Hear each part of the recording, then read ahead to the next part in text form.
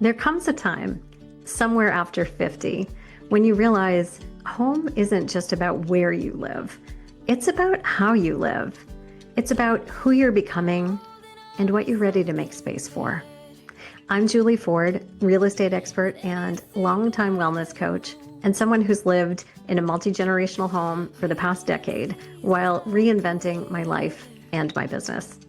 And this is Home After 50, a podcast about what it really means to find, shape, and come home to a new season, to a new home, to a new version of yourself. Whether you're thinking about upsizing, downsizing, moving in with family, or just asking bigger questions about what's next, you're in the right place. Each episode, I will share stories, insights, and real strategies for women redefining home and life on their own terms. Because after 50, home isn't just a place, it's a calling. And this time, it's yours. Welcome back to Home After 50. This week, I've been thinking a lot about this idea of being ready versus being perfect or being perfectly ready. And I've been contemplating why it feels easier to move forward on some things in my life at my age, at 56, than it did when I was younger.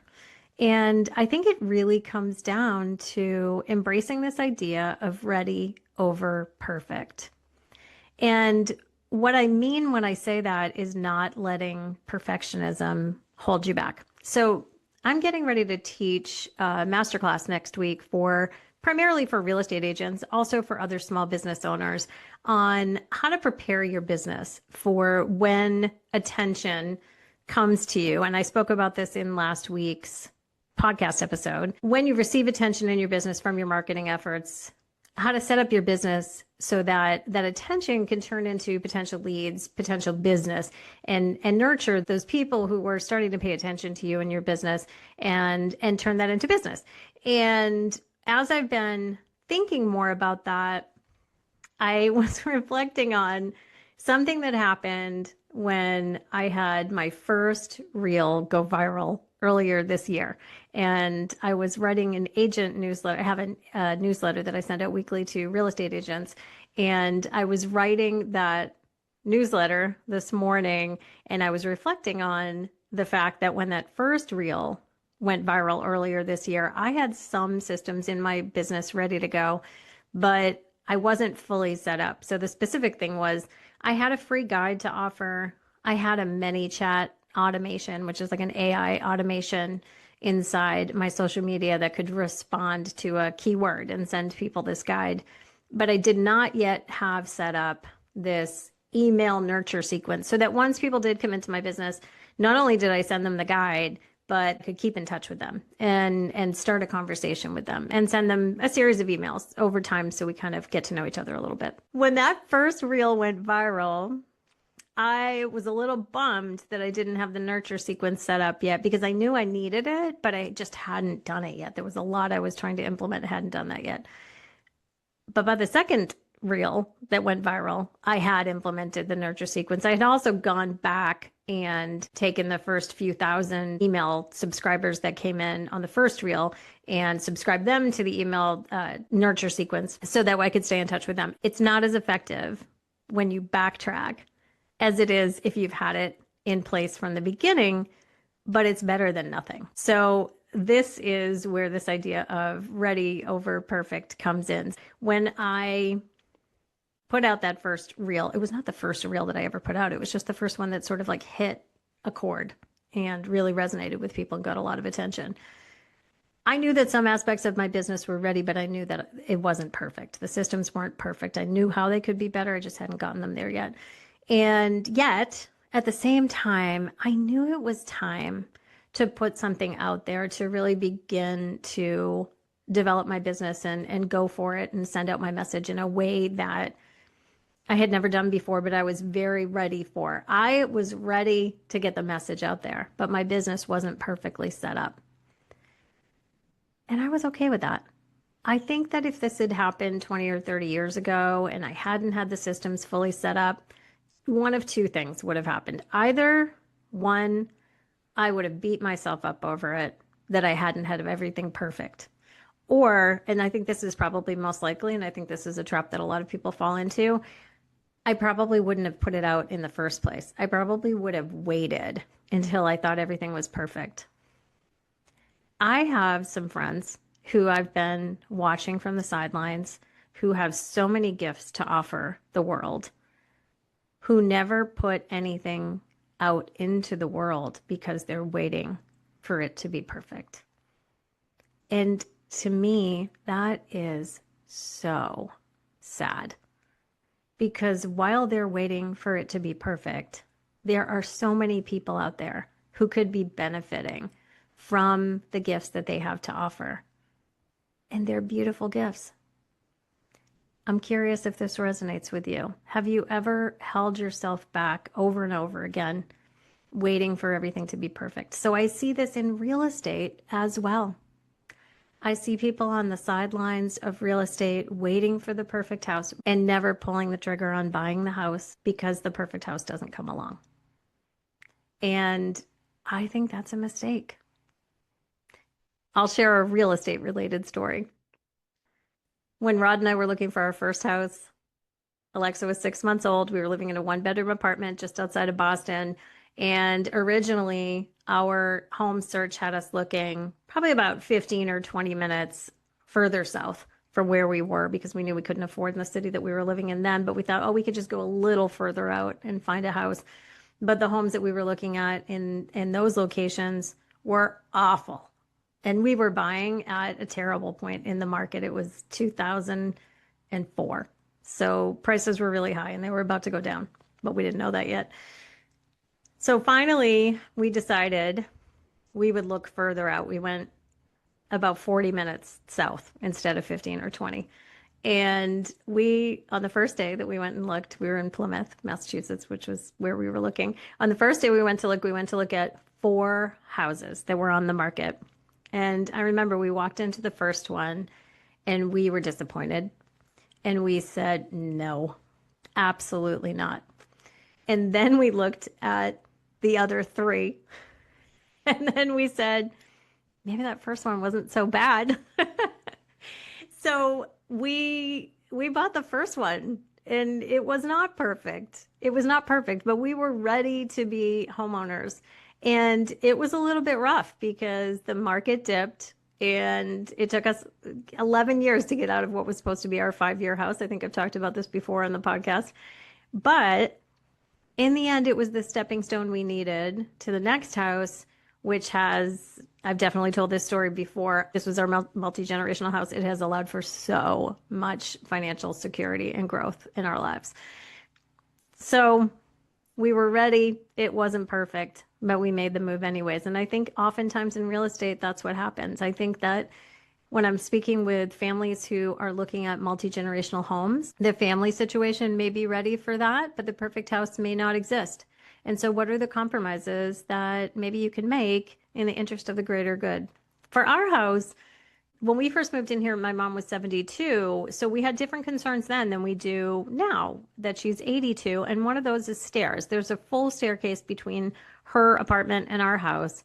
And there's 4 stairs outside from the driveway down to her apartment. And 10 years ago, that was not an issue at all.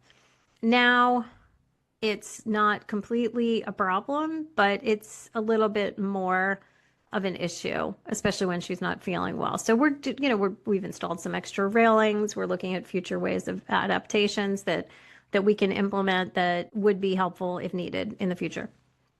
But this is what I mean. It's not generally possible to find the perfect scenario. So this gets back to a concept I've talked about before, right? Minimum requirements. What are your minimum requirements to get your business launched? What are your minimum requirements to make a move on purchasing a home or purchasing a multi-gen home? What are your minimum requirements for moving in with family? What are your minimum requirements for feeling like you're ready enough to put your business out there? So I'm going to be teaching on this next week for anyone who is a real estate agent or has a small business and really wants to create a structure and a strategy around systems and automations so that they can put their business out into the world and feel ready when they get the attention that they deserve and that they're trying to achieve for their business through their marketing efforts. But I do want to say this, that class, it's about being ready. It's not about being perfect. I will show you everything that I've done to have my business well set up, but I didn't implement that all in 1 week. And I certainly didn't have it all implemented the first time that a reel went viral. And I'll share one more thing about ready over perfect. And this is really personal, but I think that probably a lot of women over 50 can relate to this. I held myself back from becoming more visible for a lot of reasons, but one of them was my weight struggle. So in my 40s, when I hit perimenopause, I suddenly had a weight struggle that I had never had in my entire life. And I've spent years working on balancing my hormones, working on lifestyle changes, and working with healthcare practitioners to try to address that with varying levels of success. But I can share that I avoided doing the professional photo shoots that I knew I needed to do for my business for years because I felt like I didn't look like myself. And I think a lot of women deal with that. It was hard. I really felt like I was walking around this world in a body that didn't reflect who I felt like on the inside, who I had always been. And by the time that I did do my professional photo shoot, I had lost some weight, but I'm nowhere near where I would like to be. I'm on a health journey in my 50s that looks completely different than the health journey I was on in my 20s or my 30s or even my 40s. But I'm proud of myself that I got in front of the camera even when it was hard. It was hard. I really had to do a lot of self-talk and a lot of self-love to show up fully for this beautiful photo shoot that I did. And I hired a photographer who I trusted deeply. She's my dear friend and she's an incredible talent.